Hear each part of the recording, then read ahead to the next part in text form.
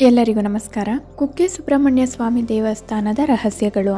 ಕುಕ್ಕೆ ಸುಬ್ರಹ್ಮಣ್ಯ ಸ್ವಾಮಿ ದೇವಸ್ಥಾನವು ಕಾರ್ತಿಕೇಯ, ಮುರುಗನ್ ಹೀಗೆ ನಾನಾ ಹೆಸರುಗಳಿಂದ ಕರೆಯಲಾಗುವ ಸುಬ್ರಹ್ಮಣ್ಯ ಸ್ವಾಮಿಗೆ ಸಮರ್ಪಿತವಾದ ದೇವಾಲಯವಾಗಿದೆ.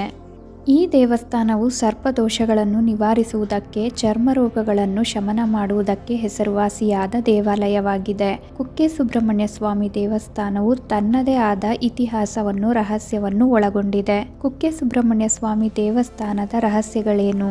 ಈ ರಹಸ್ಯಗಳನ್ನು ತಪ್ಪದೆ ತಿಳಿಯೋಣ. ಪ್ರತಿಯೊಬ್ಬರೂ ಕುಕ್ಕೆ ಸುಬ್ರಹ್ಮಣ್ಯ ಸ್ವಾಮಿ ದೇವಸ್ಥಾನಕ್ಕೆ ಭೇಟಿ ನೀಡುತ್ತಾರೆ. ಭೇಟಿ ನೀಡಿರದೇ ಇದ್ದರೂ ಎಲ್ಲಿಯಾದರೂ ಈ ಹೆಸರನ್ನು ಕೇಳಿಯಾದರೂ ಇರುತ್ತೀರಿ. ಕುಕ್ಕೆ ಸುಬ್ರಹ್ಮಣ್ಯ ದೇವಸ್ಥಾನವು ದಕ್ಷಿಣ ಕನ್ನಡ ಜಿಲ್ಲೆಯ ಸುಳ್ಯ ತಾಲೂಕಿನಲ್ಲಿದ್ದು ಕೋಟ್ಯಾಂತರ ಭಕ್ತರನ್ನು ಪ್ರಪಂಚದ ಮೂಲೆ ಮೂಲೆಯಲ್ಲೂ ಹೊಂದಿದೆ. ಇದು ಅತ್ಯಂತ ಶಕ್ತಿಶಾಲಿ ದೇವಾಲಯಗಳಲ್ಲಿ ಒಂದಾಗಿದೆ. ಸ್ಕಂದ ಪುರಾಣದಲ್ಲಿ ಕುಕ್ಕೆ ಸುಬ್ರಹ್ಮಣ್ಯ ಸ್ವಾಮಿ ದೇವಸ್ಥಾನದ ಬಳಿ ಹರಿಯುವ ಕುಮಾರಧಾರಾ ನದಿಯಲ್ಲಿ ಪವಿತ್ರ ಸ್ನಾನವನ್ನು ಮಾಡಿ ಸುಬ್ರಹ್ಮಣ್ಯನ ದರ್ಶನವನ್ನು ಪಡೆದುಕೊಳ್ಳುವುದರಿಂದ ದೈಹಿಕ ಸಮಸ್ಯೆಗಳು ದೂರ ಆಗುತ್ತದೆ ಎಂದು ಉಲ್ಲೇಖಿಸಲಾಗಿದೆ. ಅನೇಕರಿಗೆ ತಿಳಿಯದ ಹಲವಾರು ರಹಸ್ಯಗಳು ಈ ದೇವಸ್ಥಾನದೊಂದಿಗೆ ಸಂಬಂಧವನ್ನು ಹೊಂದಿದೆ. ಪ್ರವೇಶಿಸುತ್ತಿದ್ದಂತೆ ಮುಖ್ಯ ದ್ವಾರದ ಬಳಿ ಸಂಪುಟ ನರಸಿಂಹಸ್ವಾಮಿ ಪುಟ್ಟ ದೇವಾಲಯವಿದೆ. ಇಲ್ಲಿ ನೀವು ಒಡೆದು ಹೋಗದ ನರಸಿಂಹಸ್ವಾಮಿಯ ಪೆಟ್ಟಿಗೆ ಇದ್ದು ಇದು ಸುಮಾರು 100 ವರ್ಷಗಳ ಐತಿಹ್ಯವನ್ನು ಒಳಗೊಂಡಿದೆ. ಇದರಲ್ಲಿ ನರಸಿಂಹಸ್ವಾಮಿಯ ಶಕ್ತಿ ಅಡಕವಾಗಿದೆ ಎಂದು ಹೇಳಲಾಗುತ್ತದೆ. ಮಧ್ವಾಚಾರ್ಯರು ಹಿಮಾಲಯದಲ್ಲಿ ಮಹರ್ಷಿ ವ್ಯಾಸರನ್ನು ಭೇಟಿಯಾದಾಗ ಮಧ್ವಾಚಾರ್ಯರಿಗೆ 8 ಸಾಲಿಗ್ರಾಮ ಶಿಲೆಯನ್ನು ಹಾಗೂ ಶಕ್ತಿಯುತ ನರಸಿಂಹ ಶಿಲೆಯನ್ನು ಕೊಟ್ಟು ಪವಿತ್ರವಾದ ಹಾಗೂ ಶಕ್ತಿಯುತವಾದ ದೇವಸ್ಥಾನದಲ್ಲಿ ಪ್ರತಿಷ್ಠಾಪಿಸುವಂತೆ ಹೇಳುತ್ತಾರೆ. ನಂತರ ಮಧ್ವಾಚಾರ್ಯರು 6 ಸಾಲಿಗ್ರಾಮ ಶಿಲೆಯನ್ನು ಮತ್ತು ನರಸಿಂಹ ಶಿಲೆಯನ್ನು ಕುಕ್ಕೆ ಸುಬ್ರಹ್ಮಣ್ಯ ದೇವಸ್ಥಾನದಲ್ಲಿ ಪ್ರತಿಷ್ಠಾಪನೆ ಮಾಡಿ ನರಸಿಂಹ ಶಕ್ತಿಯನ್ನು ಒಂದು ಪೆಟ್ಟಿಗೆಯಲ್ಲಿ ಹಾಕಿ ಇದನ್ನು ಹೀಗೆಯೇ ಪೂಜಿಸಬೇಕೆಂದು ಆಜ್ಞೆ ಮಾಡಿದ್ದರು. ಕುಕ್ಕೆ ಸುಬ್ರಹ್ಮಣ್ಯ ಸ್ವಾಮಿ ದೇವಸ್ಥಾನವನ್ನು ಪ್ರವೇಶಿಸುತ್ತಿದ್ದಂತೆ ನಿಮಗೆ ಸಿಗುವ ಇನ್ನೊಂದು ವಿಗ್ರಹವೆಂದರೆ ಅದುವೇ ರಾಜಬಲ್ಲಾಳ ರಾಯನ ವಿಗ್ರಹ. ಈ ವಿಗ್ರಹಕ್ಕೆ ಜನರು ಪ್ರತಿನಿತ್ಯ ಬೆಣ್ಣೆಯ ಅಭಿಷೇಕ ಮಾಡುತ್ತಾರೆ. ಇದಕ್ಕೆ ಸಂಬಂಧಿಸಿದ ಕಥೆಯ ಪ್ರಕಾರ ಕುಕ್ಕೆ ಸುಬ್ರಹ್ಮಣ್ಯ ಸ್ವಾಮಿ ದೇವಸ್ಥಾನವು ಬಲ್ಲಾಳ ರಾಯನ ಆಳ್ವಿಕೆಯಲ್ಲಿದ್ದ ಸಮಯದಲ್ಲಿ ರಾಜನು ನರಸಿಂಹ ಸಂಪುಟ ಪುಸ್ತಕವನ್ನು ತೆರೆದು ನೋಡುವುದಕ್ಕಾಗಿ ಅದನ್ನು ದೇವಸ್ಥಾನದಿಂದ ಕದ್ದು ಒಡೆಯಲು ಪ್ರಯತ್ನಿಸುತ್ತಾನೆ. ಆದರೆ ಇದು ಒಡೆಯುವುದಿಲ್ಲ. ಬದಲಾಗಿ ರಾಜನು ದೈಹಿಕ ಉರಿಯನ್ನು ಅನುಭವಿಸಿದನು. ತನ್ನ ತಪ್ಪಿನ ಅರಿವಾಗಿ ರಾಜನು ಆ ಸಂಪುಟವನ್ನು ಅಂದರೆ ಪೆಟ್ಟಿಗೆಯನ್ನು ಹಿಡಿದುಕೊಂಡು ದೇವಸ್ಥಾನಕ್ಕೆ ಬಂದು ಅನಿರುದ್ಧ ತೀರ್ಥರ ಬಳಿ ತನ್ನ ತಪ್ಪಿಗೆ ಕ್ಷಮೆಯನ್ನು ಕೇಳುತ್ತಾನೆ. ಆಗ ಅವರು ರಾಜನಿಗೆ ಬೆಣ್ಣೆಯನ್ನು ಹಚ್ಚುವ ಮೂಲಕ ಆತನ ದೇಹದ ಉರಿಯನ್ನು ಕಡಿಮೆ ಮಾಡುತ್ತಾರೆ. ಅಂದಿನಿಂದ ಜನರು ಇಲ್ಲಿ ಬಲ್ಲಾಳ ರಾಯನ ವಿಗ್ರಹಕ್ಕೆ ಬೆಣ್ಣೆಯ ಅಭಿಷೇಕವನ್ನು ಮಾಡುತ್ತಾರೆ. ಕುಕ್ಕೆ ಸುಬ್ರಹ್ಮಣ್ಯ ಸ್ವಾಮಿ ದೇವಸ್ಥಾನದ ಗರ್ಭಗುಡಿಯಲ್ಲೇ ಸುಬ್ರಹ್ಮಣ್ಯ ಸ್ವಾಮಿ ನೆಲೆಸಿದ್ದಾರೆ. ಈ ಗರ್ಭಗುಡಿಯ ಒಳಗೆ ಯಾರಿಗೂ ಪ್ರವೇಶವಿಲ್ಲ. ದೂರದಿಂದಲೇ ದೇವರ ದರ್ಶನವನ್ನು ಪಡೆದುಕೊಳ್ಳಬೇಕಾಗುತ್ತದೆ. ಗರ್ಭಗುಡಿಯಲ್ಲಿನ ಮೂಲ ವಿಗ್ರಹದಲ್ಲಿ ಶಿವಲಿಂಗವಿದ್ದು ಅದರ ಮೇಲೆ ಆದಿಶೇಷನಿದ್ದಾನೆ. ಅವರ ಮೇಲೆ ವಾಸುಕಿ, ಅವರ ಮೇಲೆ ಸುಬ್ರಹ್ಮಣ್ಯ ಸ್ವಾಮಿ ಇದ್ದಾರೆ. ಇಲ್ಲಿ ಮೂಲ ವಿಗ್ರಹವು ಗುಹೆಯ ಒಳಗೆ ಇರುವಂತಿದೆ. ಗುಹೆ ಎಂದರೆ ಕುಕ್ಷಿ. ಈ ಕುಕ್ಷಿಯೇ ಕಾಲಾನಂತರ ಕುಕ್ಕೆಯಾಗಿ ಬದಲಾಯಿತು. ಇಂದಿಗೂ ಇಲ್ಲಿ ಗರ್ಭಗುಡಿಯಲ್ಲಿರುವ ವಾಸುಕಿ ವಿಷಗಾಳಿಯನ್ನು ಹೊರಹಾಕುತ್ತಾರೆ. ಇದರಿಂದ ಸಾಮಾನ್ಯ ಜನರು ಅನಾರೋಗ್ಯಕ್ಕೆ ತುತ್ತಾಗಬಹುದು ಎನ್ನುವ ಕಾರಣಕ್ಕಾಗಿ ಜನರಿಗೆ ಗರ್ಭಗುಡಿಯ ಬಳಿ ಪ್ರವೇಶವನ್ನು ನೀಡುವುದಿಲ್ಲ. ಗರ್ಭಗುಡಿಯ ಹೊರಗೆ ಇರುವಂತಹ ಬೆಳ್ಳಿಯ ಗರುಡ ಸ್ತಂಭದ ಬಳಿಯೇ ನಿಂತು ಭಕ್ತರು ದರ್ಶನವನ್ನು ಪಡೆದುಕೊಳ್ಳಬೇಕು. ಗರ್ಭಗುಡಿಯಲ್ಲಿ ಸುಬ್ರಹ್ಮಣ್ಯನ ದರ್ಶನ ಪಡೆದು ಹಿಂದಿರುಗುವಾಗ ದೇವಾಲಯದ ಹಿಂಭಾಗದಲ್ಲಿ ನಮಗೆ ಆದಿ ಸುಬ್ರಹ್ಮಣ್ಯ ದೇವಾಲಯ ಸಿಗುತ್ತದೆ.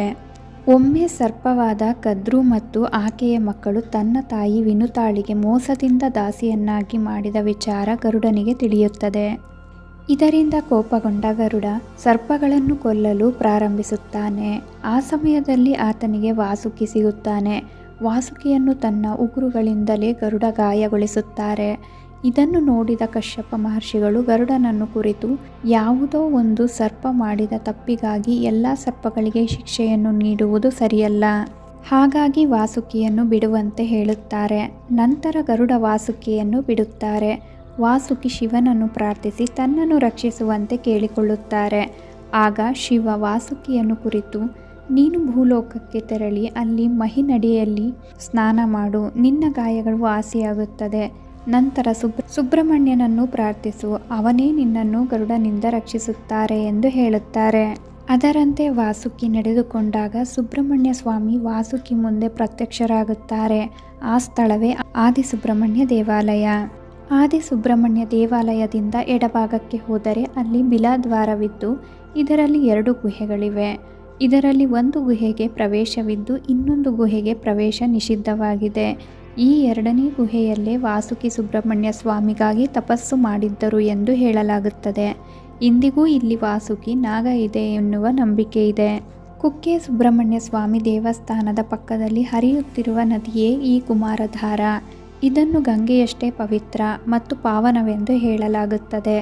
ಅಂದು ವಾಸುಕಿ ನಾಗ ತನ್ನ ಗಾಯವನ್ನು ವಾಸಿ ಮಾಡಿಕೊಳ್ಳಲು ಸ್ನಾನ ಮಾಡಿದ ಮಹಿ ನದಿಯನ್ನೇ ಇಂದು ಕುಮಾರಧಾರ ನದಿ ಎಂದು ಕರೆಯಲಾಗುತ್ತದೆ. ಈ ಪವಿತ್ರ ನದಿಯಲ್ಲಿ ಸ್ನಾನ ಮಾಡುವುದರಿಂದ ಪಾಪ ಕರ್ಮಗಳು ಕಳೆದು ಚರ್ಮ ರೋಗಗಳು ಮಾಯವಾಗುತ್ತದೆ ಎನ್ನುವ ನಂಬಿಕೆ ಇದೆ. ಈ ನದಿಗೆ ಕುಮಾರಧಾರವೆಂದು ಕರೆಯಲು ಒಂದು ಕಾರಣವಿದೆ.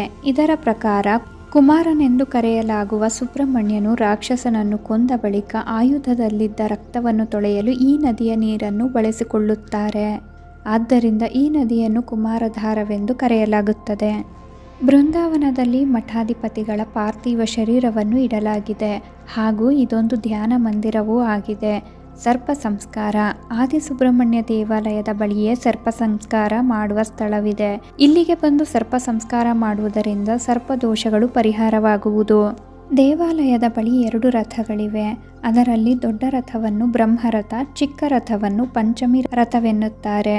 ಸುಬ್ರಹ್ಮಣ್ಯ ಷಷ್ಠಿಯ ಸಮಯದಲ್ಲಿ ಬ್ರಹ್ಮರಥದ ಮೇಲೆ ಸುಬ್ರಹ್ಮಣ್ಯ ಸ್ವಾಮಿ ವಿಗ್ರಹದ ಮೆರವಣಿಗೆ ನಡೆಯುತ್ತದೆ. ಸಿದ್ಧ ಪರ್ವತ. ದೇವಾಲಯದ ಹಿಂದೆಯೇ ಕುಮಾರ ಪರ್ವತ ಎನ್ನುವ ದೊಡ್ಡ ಪರ್ವತವಿದೆ. ವಿಷ್ಣು ತೀರ್ಥರ ಜೊತೆ ಇನ್ನೂ ಕೆಲವರು ತೀರ್ಥರು ಈ ಪರ್ವತದಲ್ಲಿ ಇಂದಿಗೂ ಧ್ಯಾನ ಮಾಡುತ್ತಿದ್ದಾರೆ ಎನ್ನುವ ನಂಬಿಕೆ ಇದೆ. ಶ್ರೀ ಕುಕ್ಕೆ ಸುಬ್ರಹ್ಮಣ್ಯ ಸ್ವಾಮಿಯ ರಹಸ್ಯಗಳನ್ನು ತಿಳಿಸುತ್ತಾ ನಾನು ಈ ವಿಡಿಯೋನ ಇಲ್ಲಿಗೆ ಎಂಡ್ ಮಾಡ್ತಿದ್ದೀನಿ. ಈ ಮಾಹಿತಿಗಳು ನಿಮಗೆ ಇಷ್ಟ ಆದರೆ ದಯವಿಟ್ಟು ನಮ್ಮ ಚಾನಲ್ಗೆ ಸಬ್ಸ್ಕ್ರೈಬ್ ಆಗಿ, ಲೈಕ್ ಮಾಡಿ, ಶೇರ್ ಮಾಡಿ, ಹಾಗೆ ಕಮೆಂಟ್ ಮಾಡಿ.